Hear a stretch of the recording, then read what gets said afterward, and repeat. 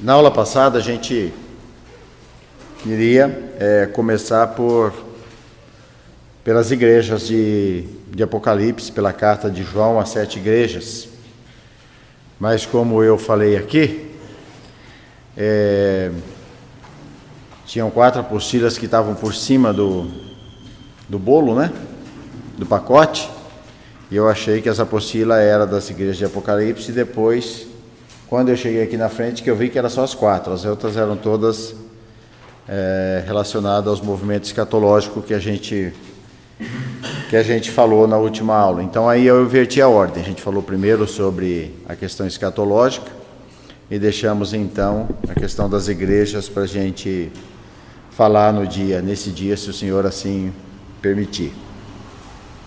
Essa é a razão pela qual nós estamos invertendo aí a situação, porque é sempre bom começar esclarecendo este capítulo 2 e 3 de João, que é fundamental para a gente compreender o plano profético de Deus para a igreja, como é que a igreja se comporta ao longo dos séculos e como é que ela vai terminar, de que forma, de que maneira acaba essa dispensação, a dispensação da graça, a dispensação da igreja. É muito importante a gente entender esses 2 capítulos, né? Aqui há uma situação histórica muito importante que a gente tem que de alguma forma elucidar. A primeira pergunta que a gente faz é por que João escreve as cartas às 7 igrejas da Ásia Menor. Existiam muitas outras igrejas naquela época. E, no entanto, João utiliza essas 7 igrejas para compor a sua liturgia. Bom, o número 7 faz parte da composição apocalíptica. Poderíamos começar por aí, mas como pano de fundo a gente precisaria de algo mais. Valeriano, um importante historiador do 3º século e também membro lá de uma das 7 igrejas, ele diz que João estava na ilha de Patmos por causa do testemunho de Jesus Cristo e por causa de uma repreensão do imperador Domiciano. Paulo Osório também popularizou essa ideia de que João foi preso na ilha de Patmos por causa do testemunho de Jesus, através de uma perseguição do imperador Domiciano. Bem, aí a gente já tem um problema. Primeiro, porque não existe uma perseguição massiva registrada na história, nem Seutônio e nem Plínio Jovem, nem Plínio Velho, seu avô, os mais importantes historiadores da época, e nem mesmo os outros historiadores mencionam uma perseguição massiva contra a Igreja de Jesus Cristo nos anos de Domiciano. Não existe tal perseguição, embora essa ideia tenha sido difundida por Paulo Osório, um importante membro da Igreja, e também por Vitorino no 3º século. Ele diz que Apocalipse foi escrito por João não muito tempo depois dessa época, Vitorino escreve assim, quando esse estava na ilha de Patmos, perseguido pelo imperador Domiciano. Bem, a grande verdade é que não tem como a gente ligar isso a uma perseguição massiva do Império Romano. Sim, é certo que o imperador Décio, o imperador Valeriano, o imperador Aureliano e outros imperadores fizeram algumas perseguições ostensivas contra os cristãos durante todo o Império Romano. Os demais não, os demais foram perseguições locais. Nero perseguiu a igreja, mas foi só dentro da cidade de Roma. E foi local, isso não foi extensivo ao império. Domiciano, a mesma coisa, houve algumas perseguições aos cristãos por parte de Domiciano, mas foram algumas famílias que moravam e habitavam em Roma e não na Ásia Menor. O que deve ter acontecido aqui de fato foi uma perseguição consular. Um cônsul responsável pela Ásia Menor, que chefiava a Ásia Menor, deve ter se sentido ofendido porque os cristãos se recusavam a prestar o culto ao imperador. Essa deve ser a razão, o pano de fundo mais evidente aí, né? A gente imagina um grupo de cristãos que está crescendo, começa a crescer, E esse grupo de cristãos começa a influenciar outras pessoas. E de repente essas pessoas já não gostam mais das coisas que são sacrificadas aos ídolos lá fora. Já não compram mais as suas superstições. Esses cristãos já não são mais movidos por aquela crença qualquer. A fé agora é outra coisa, não é simplesmente uma crença qualquer, baseada em mística, né? Em mística ou baseado em superstições. A mensagem de João, a vida toda, daí para frente vai ser essa. Que mística, que superstição pode fazer mais do que um grande amor no meio do povo de Deus? Essa é a tônica. Então o livro de Apocalipse, ou o livro de as cartas de João, vai servir para encorajar os cristãos num tempo difícil, num tempo de perseguição, encorajar os cristãos de que o amor é muito mais importante do que o misticismo, do que a superstição, do que qualquer outra coisa dessa que está lá fora. Então esse negócio de a gente ir lá e prestar culto ao imperador e queimar incenso ao imperador e colocar a nossa devoção no culto do imperador, tendo em vista que o culto do imperador era o evento mais importante de todas as cidades da Ásia Menor, quando o imperador chegava ali para receber a sua adoração. Então essa coisa de ir lá e queimar incenso para o imperador é coisa que nós cristãos não vamos fazer mais não, porque a gente não acredita mais nessas coisas. O nosso imperador agora é outro. Evidentemente, tal prerrogativa de negação iria causar um desconforto muito grande, principalmente para as autoridades romanas que controlavam a Ásia Menor. Então agora vai iniciar-se aí uma perseguição maciça, localizada e consular, maciça na Ásia Menor contra os cristãos, porque eles se recusam na sua fé e na sua integridade a prestar culto ao imperador ou compartilhar das mesmas crenças e da mesma fé, né? Então, o que nós concluímos é que há uma perseguição localizada na Ásia Menor.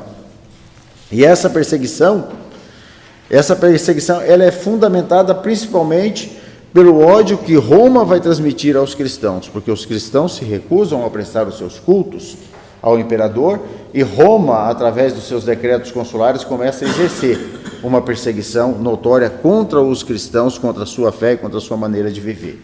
Essa perseguição, então, é colocada por João como sendo uma visão que antecede a manifestação do anticristo.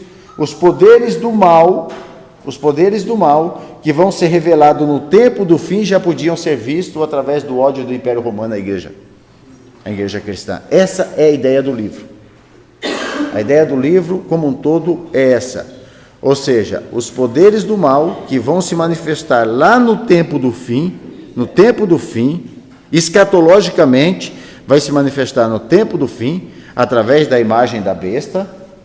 Os poderes do mal que vão manifestar-se no tempo do fim, através da imagem da besta, já podia ser visto no tempo da igreja primitiva, através do ódio, ou materializado através do ódio, no qual Roma sentia pelos cristãos, perseguindo-os, matando, ultrajando e colocando ao vitupério assim, desta maneira e desta forma. E João vai encorajá-los a serem fiéis ao Senhor, porque a maior vitória de todos, a maior derrota que Satanás poderia enfrentar seria o fato do cristão oferecer a sua própria vida sem negar a sua fé em Jesus. Assim como Jesus venceu entregando a sua vida, o cristão que fosse fiel até a morte por causa do testemunho de Jesus Cristo era a maior derrota que o inimigo, que Satanás, poderia sofrer nessa terra. Então ele encoraja os cristãos a serem vencedores, a estarem dispostos até, se for o caso, de morrer por causa do testemunho do Evangelho de Jesus Cristo. Ser obediente e, se necessário for, até a morte, né? Então nós temos assim, de mãos dadas, aquilo que é profético e aquilo que é escatológico. Aquilo que é profético e aquilo que é escatológico. As duas coisas, elas vão andar junto, e aí a gente tem que entender, para a gente poder fazer uma conexão das Escrituras, senão tudo aquilo que a gente vai estudar sobre as Escrituras fica desconectado. Então, essa conexão entre aquilo que é profético e aquilo que é escatológico é fundamental a gente compreender e a gente entender essa união, essa construção, porque senão todo o esquema profético da Escritura ele fica desconstruído. Então, não são duas interpretações diferentes. É isso que vocês precisam entender. Não são duas. Não existe uma interpretação profética e outra interpretação escatológica. Uns interpretam profeticamente e outros interpretam escatologicamente. Não é isso. Existe uma interpretação única. Essa interpretação única, ela tem caráter profético e tem caráter escatológico. Por exemplo, quando a gente ouve falar sobre a queda da Babilônia em Isaías, Isaías fala sobre a queda da Babilônia, que profeticamente se cumpriu nos dias da queda da Babilônia, né? Profeticamente se cumpriu. Agora, escatologicamente, a queda da Babilônia, ela registra o fim dos tempos, o fim do mundo. Então, existe uma visão profética que se cumpre no dia da queda da Babilônia, no ano 541 a.C., e existe uma interpretação escatológica que vai se cumprir no tempo do fim. É por isso que a gente abre o livro de Apocalipse e a gente vê a queda da Babilônia lá de novo. Então, a queda da Babilônia representa todo um sistema mundano que vai ser destruído somente lá no tempo do fim. Então, a Babilônia, nas suas formas religiosas, ela está viva, mais viva do que nunca nos dias de hoje. Escatologicamente, ela é destruída no fim. Profeticamente, se cumpriu na sua queda. Então, a profecia de Isaías se cumpre profeticamente no dia em que a Babilônia literalmente cai, e escatologicamente ela vai se cumprir lá no tempo do fim, quando todo esse sistema humano e satânico ele for destruído. Não são interpretações diferentes, mais uma vez. Não são interpretações diferentes. É como se o profeta ele enxerga, é como se ele olhasse para o céu e visse as estrelas. Então ele olha as estrelas e ele enxerga tudo no mesmo plano. Só que parte dessas estrelas estão num plano e outras partes estão muito mais além. Ele não tem essa visão. Ele não tem essa visão. É por isso que nos dias de João, a Babilônia nasce de novo, para um cumprimento escatológico daquilo que foi escrito lá atrás. Outro exemplo, Daniel 7,8 fala do pequeno chifre. Ora, o pequeno chifre de Daniel 7,8, ele se cumpre no rei Antíoco IV. Profeticamente é o rei Antíoco IV, né, do segundo século antes de Cristo, que invade Jerusalém, destrói o templo e sacrifica o porco no altar sagrado. Então ele se cumpre no rei Antíoco IV, o Epifânios. Isso profeticamente. Agora, escatologicamente, o pequeno chifre de Daniel 7,8 representa a besta de Apocalipse capítulo 3, que essa vai se manifestar lá no tempo do fim. Lá no tempo do fim. Outro exemplo, o discurso de Jesus, quando Jesus fala da destruição de Jerusalém, lá em Lucas 21 e Mateus 24, ele faz a sua discussão e ele coloca ali um tempo de muita dificuldade, de muita perseguição, e ele olha para os seus discípulos e ele diz assim, olha, essa geração não passará sem que tudo isso aconteça, não é verdade? Sem que tudo isso aconteça. O que ele está fazendo? Ele está dando uma interpretação profética, porque profeticamente aquilo que Jesus disse se cumpriu na queda do templo no ano 70. Agora, escatologicamente, essa profecia vai se cumprir no tempo do fim. E aí ele diz, a respeito dessa época, ninguém sabe a data ou a hora, senão o Pai. Então, no mesmo evento, Jesus faz duas interpretações. Aliás, uma interpretação, mas que tem dois panos de fundo. Uma é a profética, que se cumpre na queda de Jerusalém, e a outra é a escatológica, que se manifesta no tempo do fim. Então, se a gente não entender essa questão do profético e escatológico abraçado, a gente não vai entender o esquema profético das Escrituras nunca. Há uma interpretação profética e há uma interpretação escatológica. E aí, tem um detalhe, né? Se João está escrevendo a sua carta, se João escreve a sua carta para as igrejas da Ásia Menor, para fortalecê-los contra a perseguição do império, veja só como é fundamental a gente entender esse dualismo que existe entre o profético e o escatológico. Porque se João escreve a sua carta para fortalecer os cristãos do primeiro século contra a perseguição de Roma, que importância tem isso para nós hoje? Nenhuma, acabou. Só tinha importância para aquela época, né? O contrário também é verdadeiro. Se João escreve essa mensagem para o futuro, né, como um fundo de pano escatológico para o futuro, para o estudo de coisas do futuro, que importância isso teria para a igreja daquela época? Nenhuma. Então, a interpretação correta aqui é: as igrejas de Apocalipse eram igrejas históricas, que elas realmente existiam, que elas tinham esses problemas, que elas tinham esses louvores, que elas estavam inseridas nesse contexto, mas ao mesmo tempo essas são igrejas escatológicas, ou seja, a forma como a igreja vai se manifestar através dos tempos. Então, tudo aquilo que acontece nas igrejas de Apocalipse, acontece nas nossas igrejas também. E, além do mais, são fases e períodos diferentes da igreja através dos tempos. Ou seja, existem características diferentes da igreja através do tempo. Ao longo desses 2000 anos do presente século, essa é a visão escatológica das igrejas. Então, esse pano de fundo a gente não pode perder. Por quê? Segundo alguns estudiosos, diz assim: a carta foi escrita para encorajar os cristãos que estavam sendo dominados por Roma, que era a sombra e a visão do mal. E eles dizem o seguinte: Cristo não voltou, Roma não caiu, o reino não foi estabelecido. Aí perguntam: então as escrituras falharam? Aí eles dizem: não, a escritura tinha o propósito de fortalecer os cristãos daquela época. E esse propósito foi estabelecido porque os cristãos foram, evidentemente, fortalecidos. Ora, essa é a visão preterista de interpretação apocalíptica. Agora, para nós que entendemos o livro de Apocalipse como um livro de profecia, como palavra de Deus, a gente precisa encontrar uma interpretação mais adequada. Tá certo que Roma não caiu, mas ela vai cair. O reino não foi estabelecido, mas vai ser estabelecido. Cristo não voltou, mas ele vai voltar. Então, a visão de João aqui não é só fortalecer as igrejas daquela época, mas é estabelecer através da história como vai ser o domínio da igreja. Cada igreja dessa tem uma participação especial num determinado período da história, e essa é a interpretação escatológica. Até aqui ficou claro ou não? Alguém quer fazer alguma pergunta para a gente não se perder?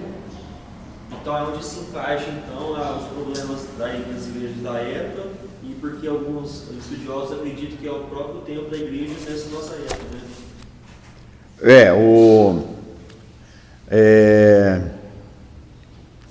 É que assim, os escritos de João, eles se cumprem, né? Profeticamente naquelas igrejas. E haverá de cumprir durante toda a existência das igrejas escatologicamente. Então, dessa forma, ela tem uma importância fundamental para fortalecer os cristãos naquela época, e ela vai ter uma importância fundamental para descrever a característica da igreja durante todo o período da existência dela.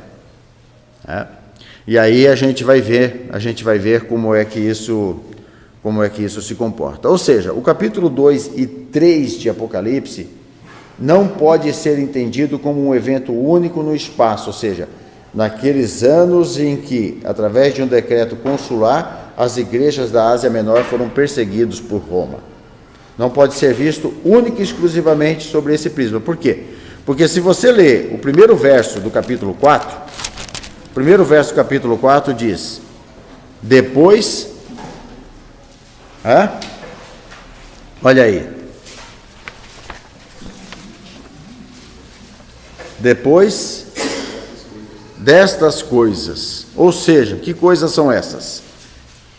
É o relato das igrejas, Então isso subentende que estas coisas é um período no qual está andando, está caminhando, do qual nós fazemos parte, é alguma coisa que está passando ao longo do tempo, que está se deslocando no tempo e no espaço. Quando entra o capítulo 4, aí ele vai falar de outra coisa, ele vai falar do restabelecimento da nação judaica.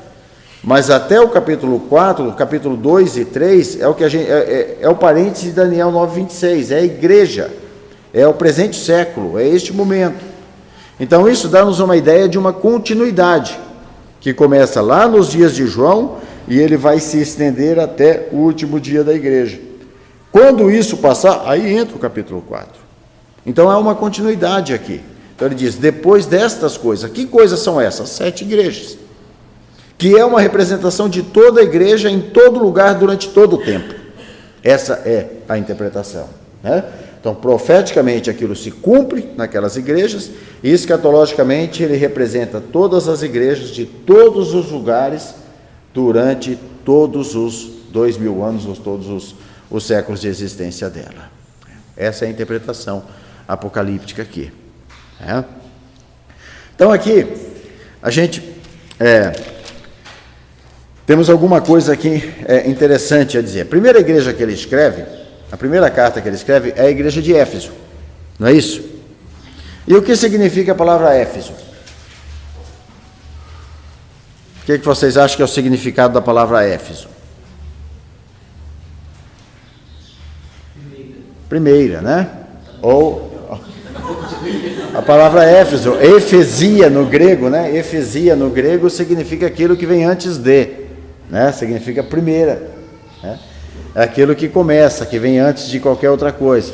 Pode significar aquilo que vem antes de no significado de importância também, não só no significado de tempo, mas pode significar aquele, por exemplo, a Efesia, né? A mãe tem 3 filhas e tem uma que ela chama de Efesina, que é o nome dela, que ela tem preferência pela filha, entendeu?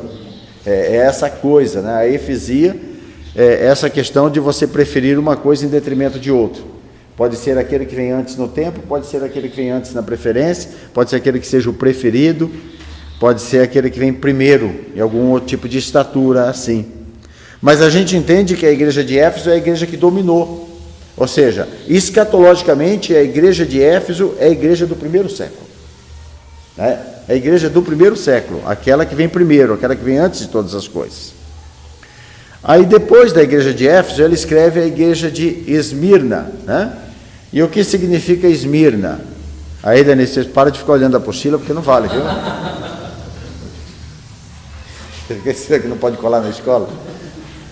É professor, né? Tá vendo? Está aprendendo com os alunos. Está aprendendo. Tá vendo? Aluno sempre ensina a gente, né? Aliás, a única coisa que a gente leva da faculdade, e eu falei isso uma vez lá depois levei uma bronca do Rubens, um presbitério lá, falou, não pode falar essas coisas não. A única coisa que a gente aprende na faculdade é desenvolver a criatividade, né? De como você colar direitinho, fazer as coisas, certo? E como construir relacionamento, porque na faculdade, se você não construir relacionamento, você não sai.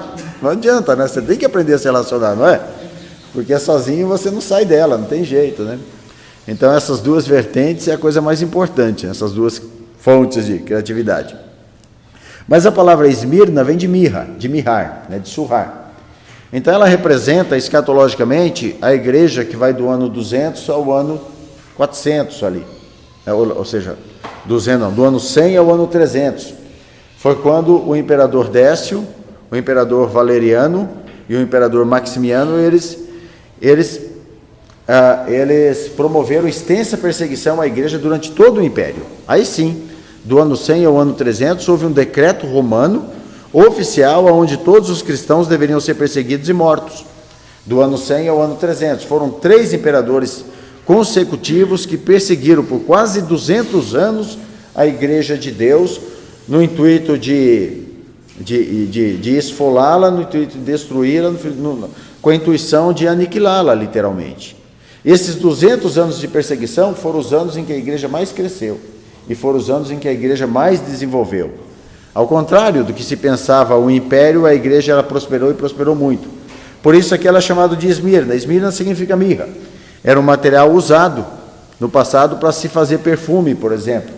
Quanto mais você batia nele, mais perfume ele exalava, mais perfume ele soltava, né? E aí melhor ficava a qualidade do perfume. Então essa é a ideia da igreja. A igreja profética de Esmirna e a igreja escatológica que vai do ano 100 ao ano 300. Uma igreja perseguida, uma igreja surrada, uma igreja sofrida, mas que quanto mais perseguida ela dava um excelente testemunho. Quanto mais perseguida ela era, mais ela crescia, né? Conta-se a história que houve um terremoto por volta do ano 200 e pouco, numa grande cidade lá da Europa, e todos os habitantes fugiram e deixaram muita gente soterrada lá. Todos desapareceram. E os cristãos, eles se abraçaram na causa, fizeram uma campanha, foram lá remover os escombros e tiraram todos os seus perseguidores, aqueles que procuravam assassinar soldados e tudo mais de lá, e os cuidaram deles, levaram para casa, deram alimento, deram roupa, deram vestimento, deram tudo isso. Aquela sociedade que os hostilizava, que os perseguiam, que os matavam, que os queriam eliminar do mundo. Então, este é o quadro da igreja de Esmirna, a igreja perseguida, que vai do ano 100 ao ano 300. Depois da igreja de Esmirna, vem a igreja de Pérgamo. E a igreja de Pérgamo, escatologicamente, é a igreja que vai do ano 300 ao ano 800. Porque o que significa Pérgamo?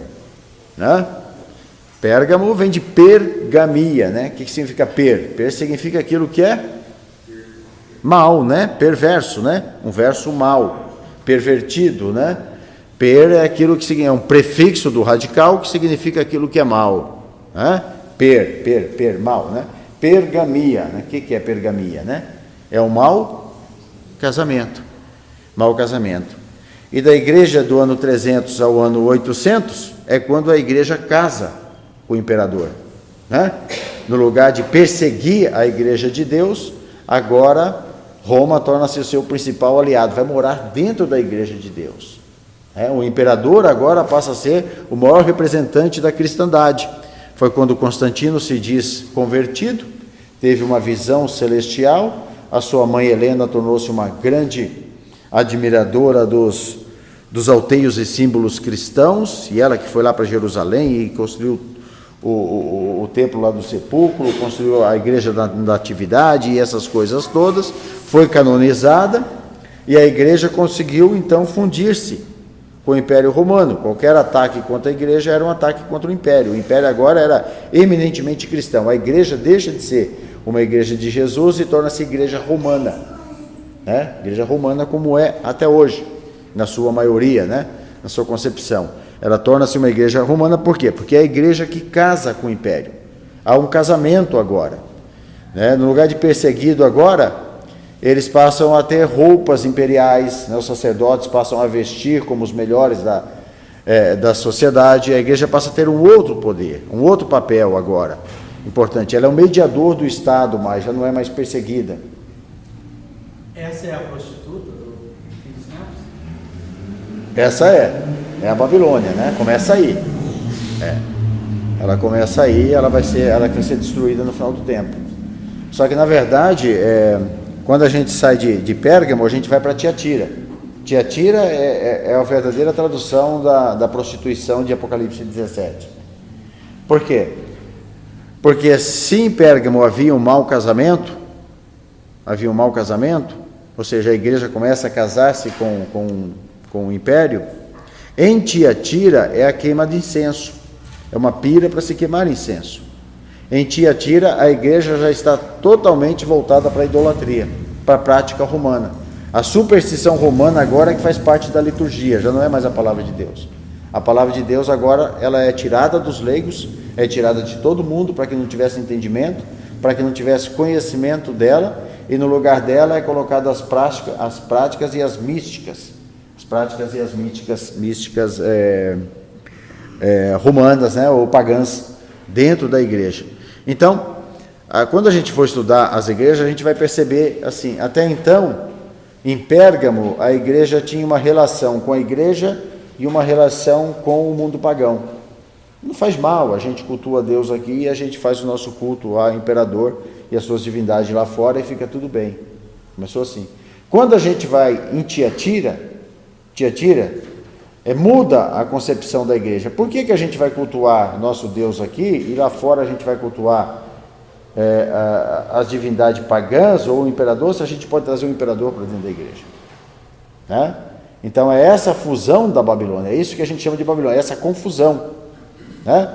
Já não é mais a ideia de Artemis ou o templo de Diana ou Osíris e Ísis e Osíris, já não é mais a ideia de Semíramis carregando Baal, já não é mais essa, a gente só muda o nome, a gente coloca Maria, Rainha dos Céus, carregando o seu filho, né? Mas o culto permanece o mesmo, a forma permanece o mesmo, o ritual permanece o mesmo. A gente só muda os nomes e a gente cata aquilo que é pagão, a gente transforma aquilo que é cristão. A gente cria uma liturgia em cima disso, cria uma catequese em cima disso, e essa catequese a gente domina o mundo inteiro com esse conhecimento. Essa é a igreja de Tiatira, a igreja totalmente voltada para a idolatria.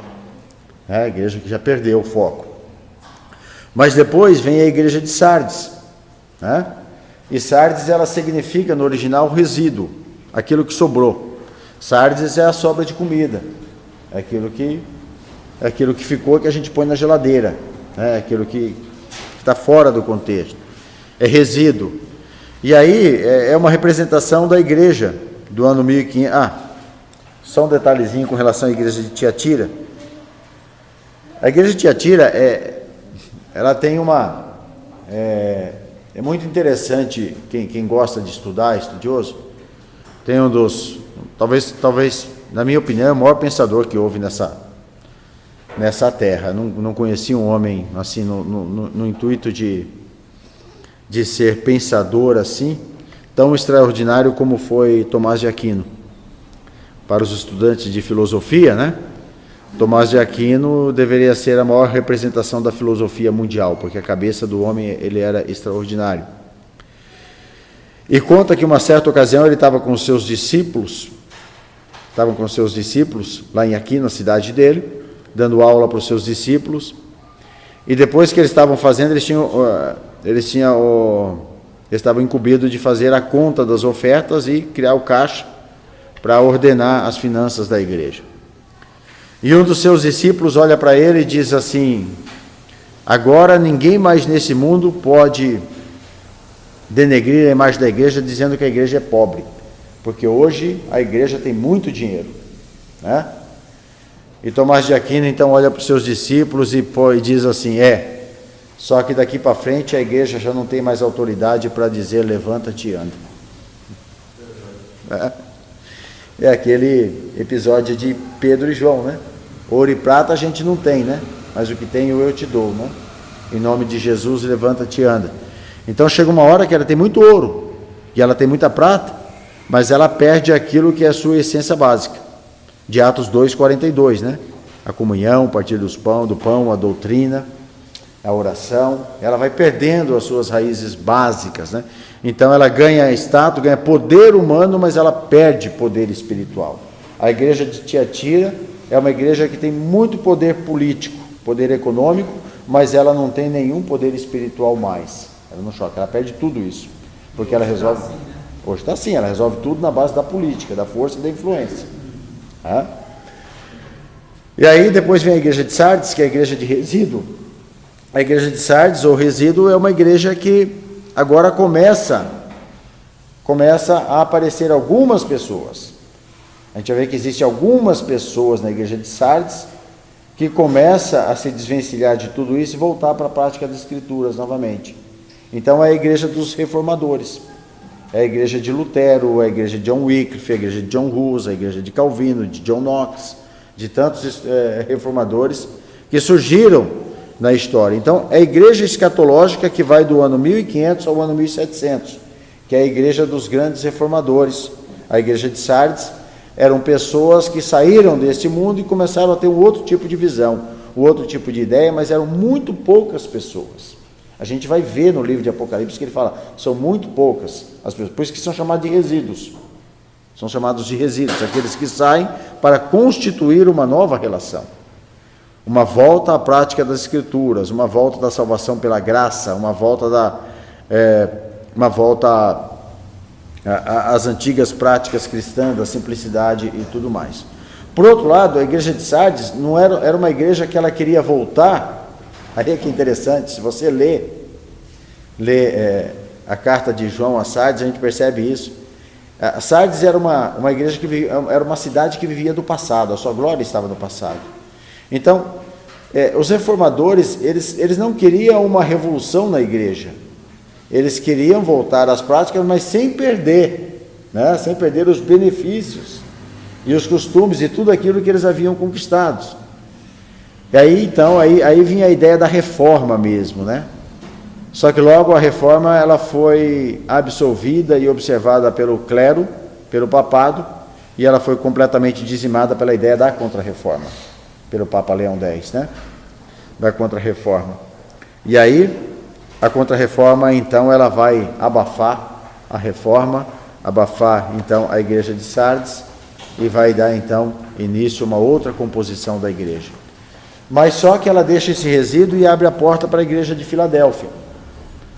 A igreja de Filadélfia é uma igreja que a gente entende como sendo a igreja do ano 1700 e 1900. Essa sim foi a igreja atuante, foi a igreja das grandes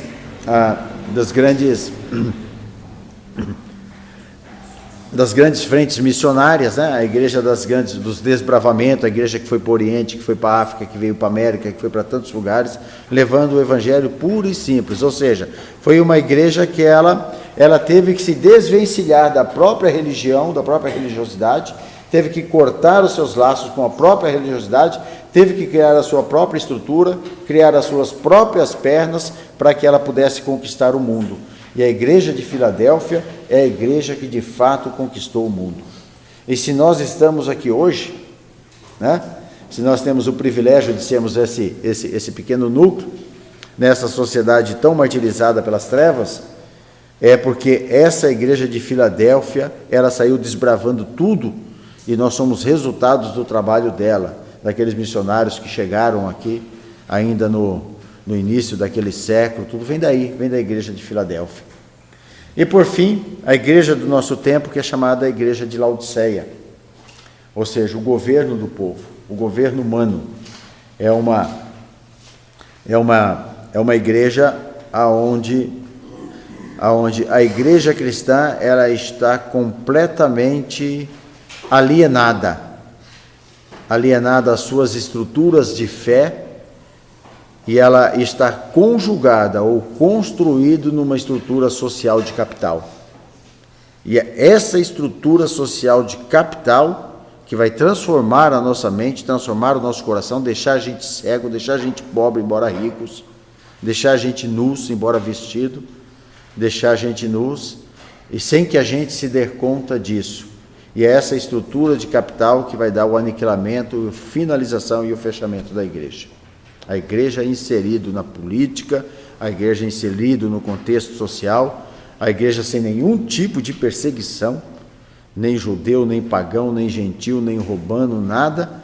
A igreja cujo único inimigo é o maior de todos os inimigos, que é ela mesma. Ela voltada para dentro dela e ela se autoconsumindo, comiseração, e ela se autodestruindo. É a igreja de Laodiceia que termina o período profético, escatológico das igrejas. Bem, aí nós terminamos então nossa primeira aula.